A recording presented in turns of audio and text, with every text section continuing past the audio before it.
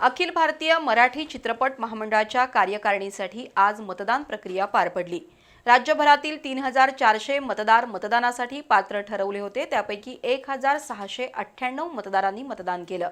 एकूण 49.90% मतदान झालं।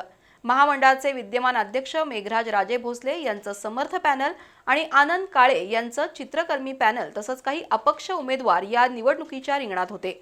चित्रपट महामंडळाचा कारभार कोण पाहणार याचं चित्र सोमवारी स्पष्ट होणार आहे।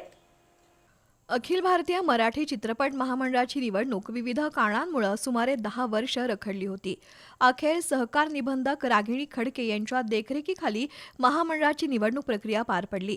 आज सकाळपासून कोल्हापूर, सांगली, पुणे, मुंबई, सातारा, नागपूर या ठिकाणी मतदान झालं। 3403 पात्र मतदारांपैकी 1698 मतदारांनी आज मतदानाचा हक्क बजावला। सरासरी 49.90% मतदान झालं। कोल्हापुरात एकूण 517 सभासदांनी मतदानाचा हक्क बजावला। पुण्यातील 719 पैकी 460 मतदारांनी तर मुंबईत 1573 पैकी 539 मतदारांनी मतदान केलं। सोलापुरात 107 पैकी 63 सभासदांनी तर नाशिकमध्ये 254 सभासदांपैकी 119 सभासदांनी मतदान केलंय। सर्वाधिक सुमारे 70% मतदान कोल्हापुरात झालंय। सकाळी अनेक मतदान केंद्रांवर सभासदांची गर्दी झाली होती। दुपारी मतदानाचा जोर कमी होता। सायंकाळी पुन्हा मतदानानं गती घेतली होती।